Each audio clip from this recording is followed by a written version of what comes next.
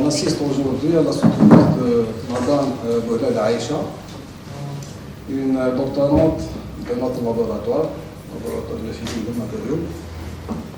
Donc, elle va nous présenter l'essentiel de ses travaux devant le jury composé du professeur Meradji de l'Université d'Al-Naba, du professeur Cheteibi de l'Université de Galma et directrice de thèse, devant le professeur Yahya Hakima, professeur à l'Université de Galma, et devant le docteur Dom Malika du laboratoire de physique des matériaux, l'Université de Galma. Donc on va vous écouter pour nous présenter brièvement les résultats. D'accord? Bon courage.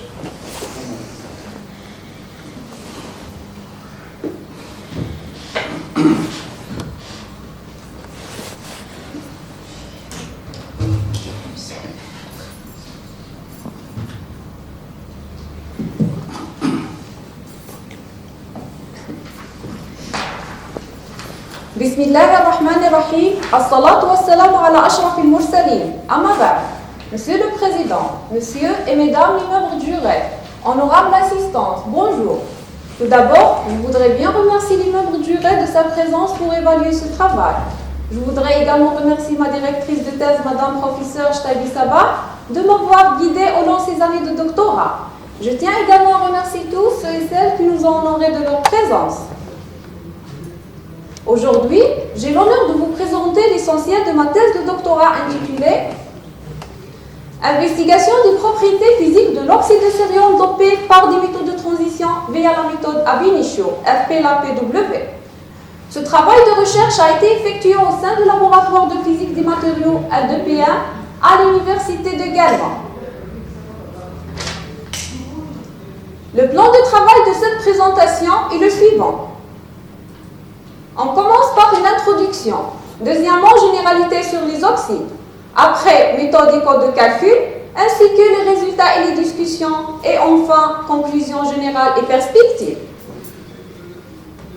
Dans la partie de l'introduction, je vais introduire le concept des semi-conducteurs, les matériaux semi-conducteurs, ainsi que les applications de ces matériaux.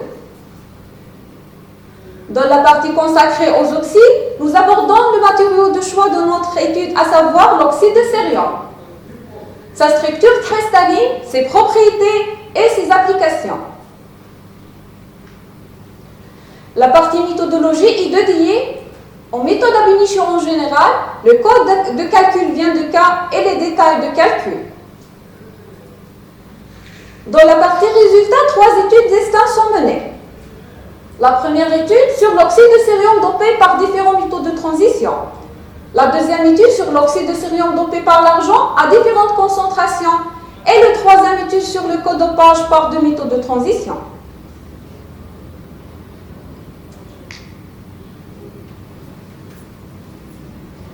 Parmi les domaines scientifiques et technologiques qui ont connu un grand développement ces dernières années, on trouve le domaine de la physique des semi-conducteurs. Qu'est-ce qu'un semi-conducteur ? Un semi-conducteur est un type de matériau essentiel dans le domaine de l'électronique moderne.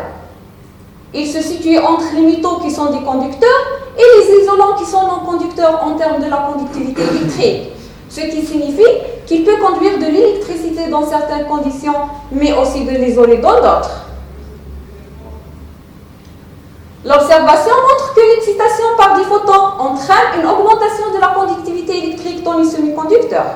Il existe une forte probabilité que cette excitation soit absorbée les électrons présents dans la bande de valence qui déplacent vers la bande de conduction. Dans les semi-conducteurs, il existe 2 types de gap. Un gap direct lorsque le minimum de la bande de conduction et le maximum de la bande de valence sont situés sur le même vecteur d'onde. Par contre, le gap indirect, les 2 niveaux, sont situés sur des vecteurs d'onde différents. Les matériaux semi-conducteurs les plus couramment utilisés incluent le silicium et le germanium. Mais il existe d'autres semi-conducteurs composés des éléments de la colonne 3, 5 du tableau périodique, comme par exemple le GAS, et les éléments de la colonne 2, 6, comme le CDS. Les semi-conducteurs à grand gap. Les semi-conducteurs à grand gap jouent un rôle essentiel dans le domaine de la recherche sur les matériaux avancés. En cas particulier, les oxydes semi-conducteurs à large bande interdite, qui occupent une place cruciale au sein de cette catégorie de matériaux. Cette propriété du grand gap confère aux oxydes semi-conducteurs des caractéristiques uniques. Parmi ces matériaux, on a l'oxyde de tétane, l'oxyde de cérium, le zédanon, etc. Les semi-conducteurs sont omniprésents dans diverses applications technologiques modernes. Il est la base de la plupart des composants électroniques, comme les diodes et les transistors. Ils alimentent notre smartphone, ordinateur et appareils électroniques domestiques. Le silicium est le matériau semi-conducteur le plus couramment utilisé dans la fabrication des panneaux solaires.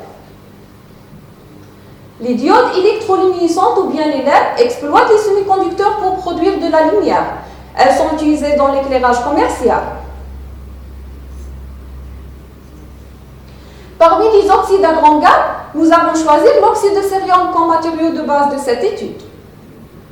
C'est quoi le CO2? Le CO2 est la formule chimique du dioxyde de cérium. Il s'agit d'un composé chimique constitué d'un atome de cérium et d'oxygène, dans un rapport d'un atome de cérium pour 2 atomes d'oxygène, telle que l'équation de formation est la suivante. Dans les conditions standards, l'oxyde de cérium se cristallise dans une structure fluorine, qui est similaire à CaF2. Avec un groupe d'espace F1,3,1 de numéro 225. Ce groupe d'espace correspond à une structure cubique à face centrée. Tel que les atomes de cérium occupent les sites de la structure cubique face centrée, tandis que les atomes d'oxygène occupent les sites octaédriques autour d'un atome de cérium. L'oxyde de cérium possède plusieurs propriétés intéressantes. Il est un semi-conducteur non magnétique avec des propriétés redox qui stockent bien l'oxygène. Il est aussi moins coûteux de couleur jaune pâle avec une conductivité ionique élevée qui absorbe bien dans le domaine ultraviolet.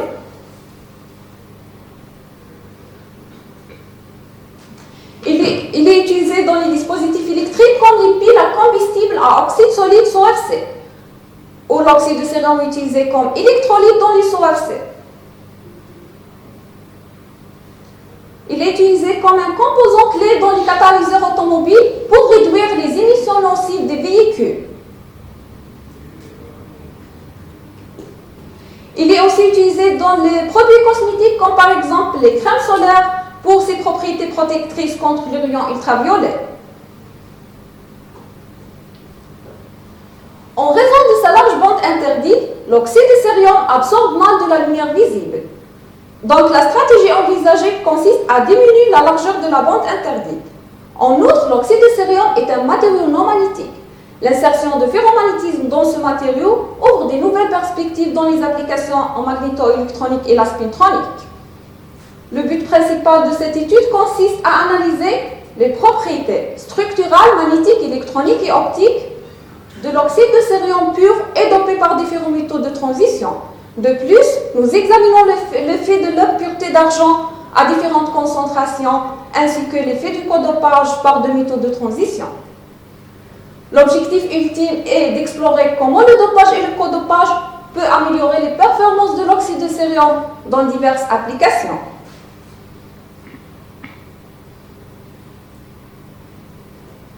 Cette étude est basée sur la simulation par le code vient de K et l'approximation PBE-SOLGGA.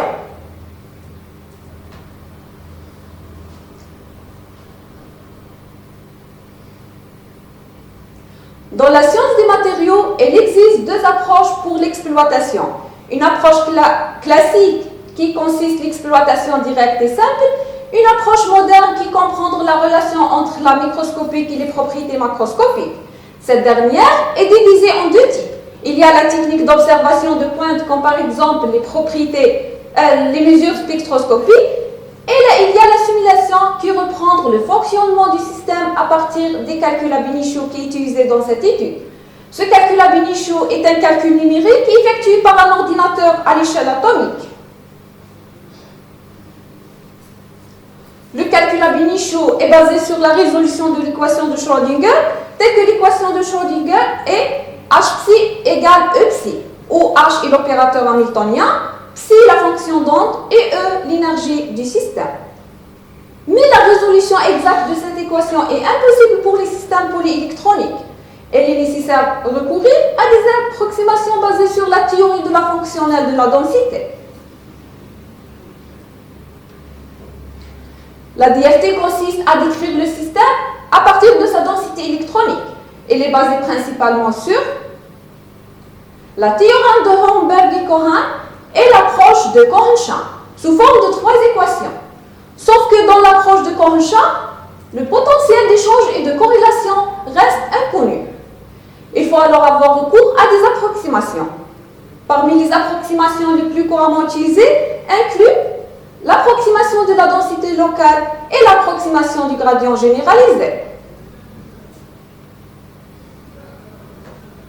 On passe maintenant à la méthode des ondes planes augmentées linéarisées à potentiel total. On commence par la méthode APW. Cette méthode consiste à séparer l'espace en 2 régions, région mi-Fantin et région interstitielle. Après, la méthode LAPW. Cette méthode est venue pour contourner le problème de non-linéarité de la méthode APW, où les fonctions sont des ondes planes dans la région interstitielle et des ondes planes augmentées linéarisées dans la région mi-Fantin. Ceci est encore amélioré par la méthode FP-LAPW, où le potentiel est traité différemment, en harmonique à l'intérieur de la sphère et en série de Fourier à l'extérieur. Cette dernière est implémentée dans le code Vien de K, qui est développé par Badr Blaha et ses collaborateurs. Il se fonctionne sur une plateforme de Linux qui constitue des programmes Fortran liés par des scripts shell et une interface graphique appelée Web2Web pour faciliter la manipulation. La version utilisée dans cette étude est le Vien de K 2014. Ce code permet de calculer les propriétés physico-chimiques des solides.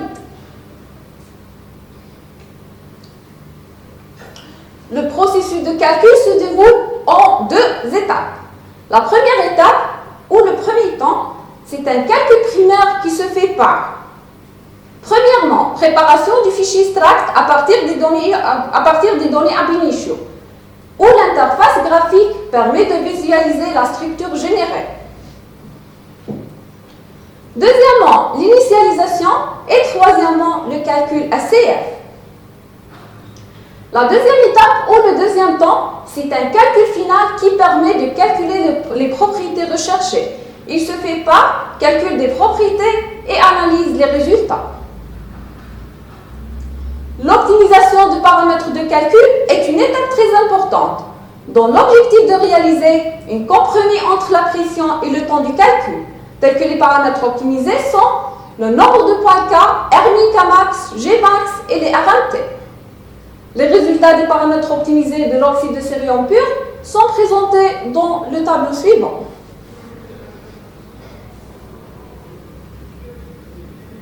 On passe maintenant à la partie essentielle de cette présentation, la partie des résultats et discussions.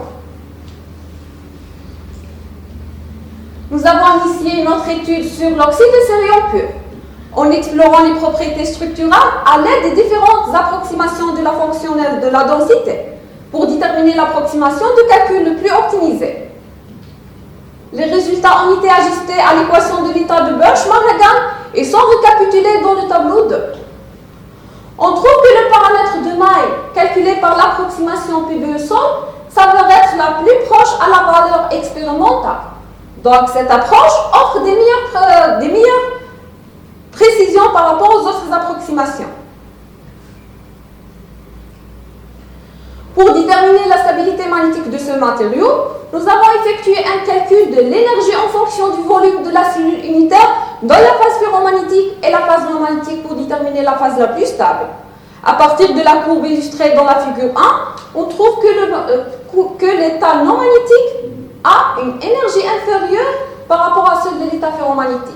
Donc l'état la plus stable est l'état non magnétique.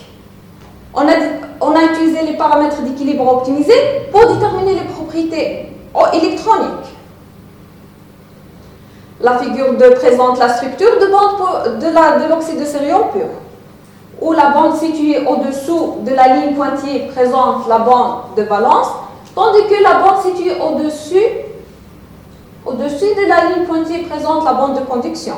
Nous avons observé que les deux bandes ne se chevauchent pas. Donc ce matériau est un semi-conducteur avec une énergie de gap égale à 2,01 électronvolts.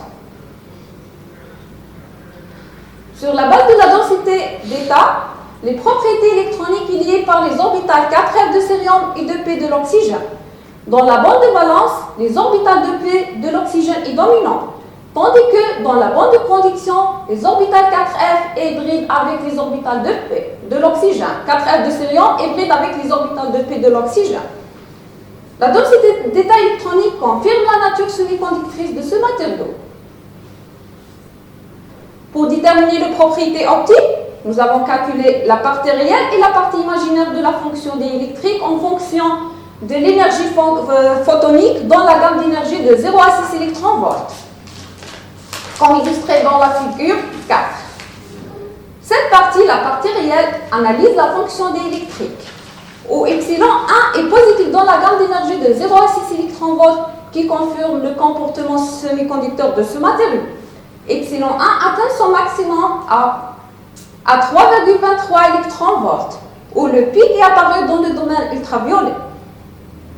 Cette partie, la partie imaginaire de la fonction D électrique, est liée à l'absorption du matériau. Pour déterminer l'absorption de ce matériau, le spectre d'absorption en fonction de l'énergie illustrée dans la figure 7. Nous avons observé que dans la gamme de faible énergie, ne présente pas d'absorption. L'absorption commence à se manifester à partir de 3 électronvolts, où le pic d'absorption est présent dans le domaine ultraviolet.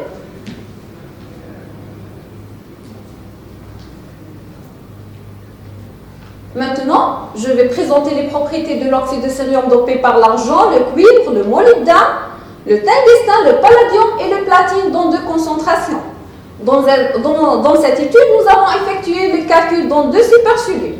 La première supercellule de configuration 1 x 1 x 1 qui contient 12 atomes et dont la concentration 25%. La deuxième supercellule de configuration 2 x 2 x 2 contient 24 atomes et dont la concentration 12,5.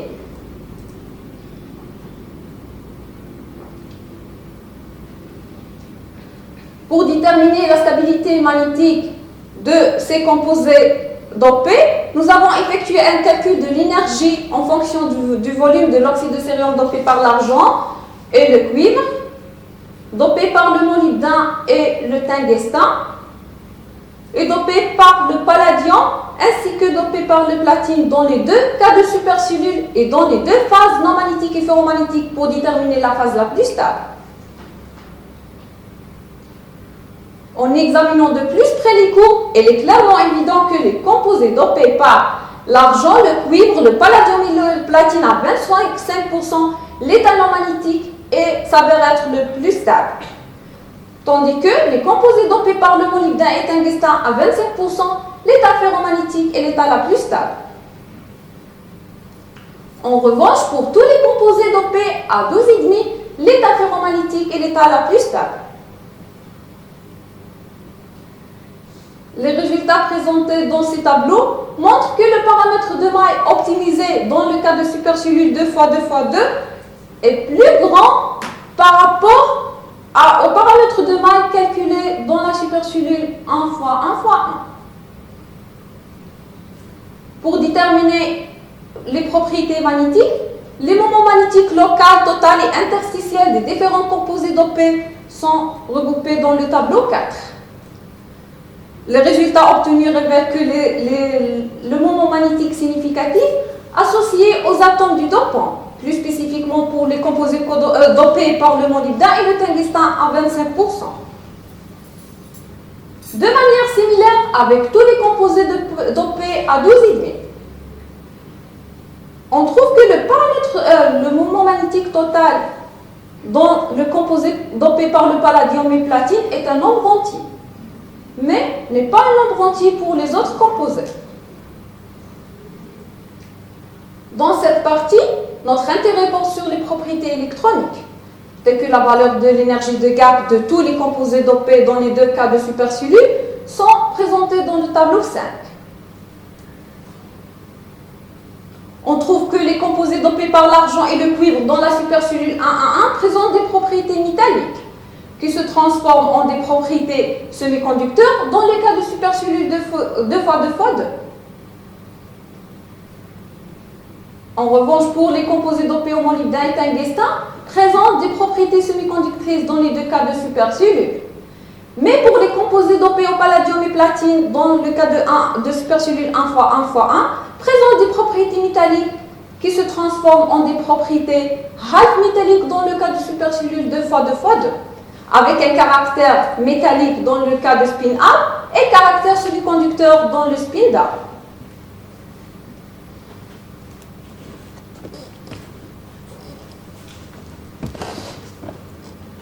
Dans cette étude, nous sommes intéressés spécifiquement à l'impact de l'impureté d'argent à différentes concentrations sur les propriétés physiques de l'oxyde de cérium, telles que toutes les propriétés calculées dans cette étude et dans la phase ferromagnétique parce que cette phase est la phase la plus stable.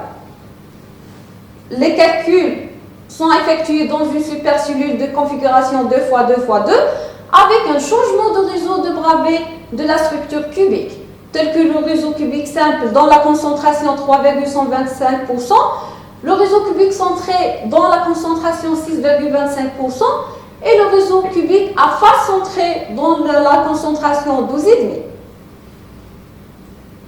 Les courbes de relaxation des trois systèmes sont illustrées dans la figure 6 et les paramètres d'équilibre optimisés comme que le module de compressibilité et le paramètre de maille des trois systèmes sont présentés dans le tableau 6. Pour déterminer la nature électronique de ce matériau, la structure de bande polarisée en spin des trois systèmes sont illustrées dans la figure 7. On trouve que les courbes présentent une forme similaire avec un comportement semi-conducteur dans les deux canaux de spin et dans les trois concentrations. En examinant la densité d'état électronique, nous pouvons observer que le matériau conserve ses propriétés protectrices qui est cohérent avec la structure de bande calculée. L'analyse de la densité d'état révèle que les états dominants sont 4F de cérium, 2P de l'oxygène et 4D de l'argent. Nous avons observé dans la bande de conduction, en spin down, des nouveaux pics apparaissent associés aux orbitales 4D de l'argent. La valeur de l'énergie de gap et le moment magnétique total des trois systèmes sont présentés dans le tableau 7. Nous avons observé que la valeur de l'énergie de gap dans le cas de spin up reste presque constant. Par contre, dans le gap indirect, la valeur de gap est variée. Et pour le moment magnétique total est constant pour les trois systèmes.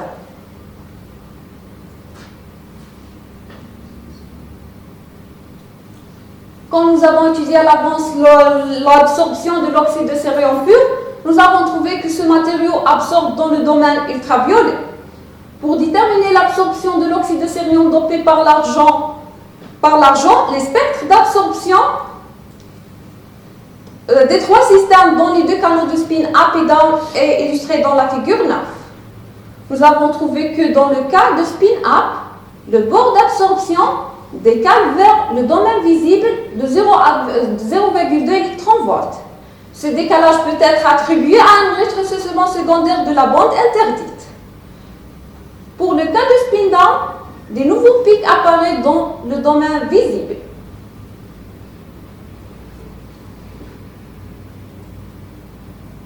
J'ai terminé la partie du dopage. Je passe maintenant à la partie du codopage. Je vais présenter les propriétés de l'oxyde de cérium codopé par palladium platine et codopé par le molybdène tungstène. Pour déterminer la stabilité magnétique de ces composés codopés, nous avons effectué un calcul de l'énergie en fonction du volume dans l'état non magnétique et l'état ferromagnétique pour déterminer la phase la plus stable.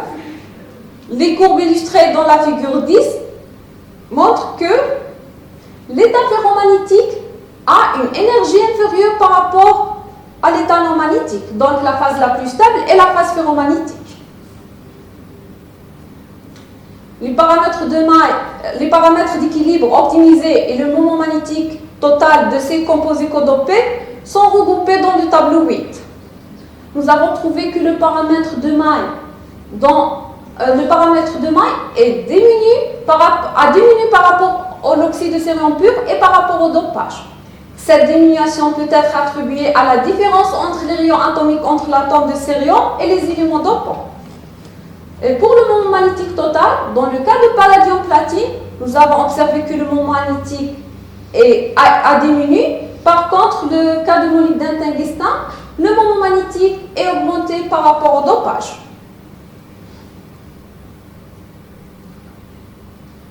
Pour déterminer la nature électronique de ces composés, nous avons illustré la structure de bandes polarisées en spin dans la figure 11. Dans le cas de palladium-platine, nous avons observé que les deux bandes se chevauchent dans les deux canaux de spin. Donc, ce matériau porte un comportement métallique avec une énergie de gap égale à 0. Dans le cas de molybdène-tungstène, nous avons observé que les deux bandes ne se chevauchent pas, donc présentent un comportement semi-conducteur avec une énergie de gap égale à 0,39 électronvolts dans le cas de spin A égale à 2,19 électronvolts dans le spin d'A. En examinant la densité d'état électronique, nous pouvons observer que les matériaux conservent ses propriétés métalliques dans le cas de palladium-platine et ses propriétés semi-conductrices dans le cas de molybdène-tungstène. Dans le cas de palladium-platine, nous avons trouvé que dans la bande de valence, les orbitales 4D de palladium est attribué, tandis que dans la bande de conduction, les orbitales 5D de palladium et 4F de cérium est contribué dans la bande de conduction. Pour le cas de palladium-platine, nous avons observé que dans la bande de valence, les orbitales dominants sont 4D de molybdène et 5D du tungstène, avec une contribution significative des orbitales 4F de cérium dans la bande de conduction. Pour déterminer les propriétés optiques de l'oxyde de cérium codopé par palladium-platine, nous avons calculé la partie réelle et la partie imaginaire en fonction de l'énergie photonique dans les deux canaux de spin, comme illustré dans la figure 13. La partie réelle, le résultat montre une présence des pics dans le domaine infrarouge. Ces pics sont dus aux vibrations du réseau et caractérisées par une fréquence de résonance égale à 1. Au-delà de cette fréquence, la partie réelle est négative. Cette composante négative est appelée dispersion. Dans la partie imaginaire de la fonction D électrique, des nouveaux pics émergent dans le domaine infrarouge jusqu'au domaine visible de 0 à 3 électronvolts. Ces pics sont dus aux transitions électroniques entre les orbitales 4D de molybdène ou 5D du tungstène au niveau de Fermi dans la bande de valence, avec les orbitales inoccupées des orbitales 4F de cérium dans la bande de conduction. Pour déterminer l'absorption de ce matériau, le spectre d'absorption en fonction de la longueur d'onde est illustré dans la figure C. Les spectres montrent une absorption significative dans le domaine visible. Dans le cas de spin-up, présente le spectre d'absorption est dans le domaine visible dans la gamme de la longueur d'onde de 400 à 700 nanomètres, tandis que dans le spin-down, il montre une augmentation de pic d'absorption à 500 nanomètres. Finalement, dans ce cadre, cette thèse se focalise sur une investigation approfondie des propriétés structurales électroniques, magnétiques et optiques de l'oxyde de cérium pur et dopé et codopé par différents méthodes de transition, en utilisant la méthode LPW implémentée dans le code vient de cas. Dans une première étape, l'oxyde de cérium pur est un semi-conducteur non magnétique qui absorbe dans le domaine ultraviolet. Dans l'étude de l'oxyde de cérium dopé par l'argent, dopé par différents méthodes de transition dans de supercellules, nous avons observé une variété de propriétés électroniques et magnétiques, telles que les composés dopés par l'argent, le cuivre, le palladium et le platine à 25% sont non magnétiques métalliques. Pour les composés dopés par l'argent et le cuivre à 12,5 sont ferromagnétiques semi-conducteurs. Et pour les composés dopés par le palladium et le platine à 12,5 sont ferromagnétiques demi-métalliques. Ainsi que pour les composés dopés au molybdène et tungstène, dont les deux concentrations sont ferromagnétiques semi-conducteurs. Dans l'étude de l'oxyde de cérium dopé par l'argent à différentes concentrations et différents réseaux de Bravais, les composés sont des semi-conducteurs ferromagnétiques de moment magnétique total égale presque 2,99 magnétons de bord, avec une amélioration des propriétés optiques dans le domaine visible. Dans l'étude de l'effet du codopage par deux méthodes de transition, nous avons observé une variété de propriétés électroniques, telles que le composé codopé par palladium, platine et ferromagnétique métallique, tandis que le composé codopé par molybdène, tungstène et ferromagnétique semi-conducteur avec une amélioration des propriétés optiques.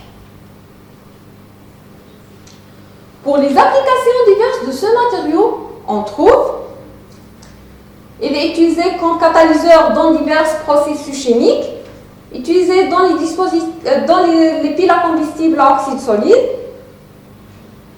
dans les dispositifs de stockage d'énergie comme par exemple les piles lithium-ion, les propriétés optiques et modifiées pour créer des matériaux photoluminescents et bien sûr les technologies en spintronique.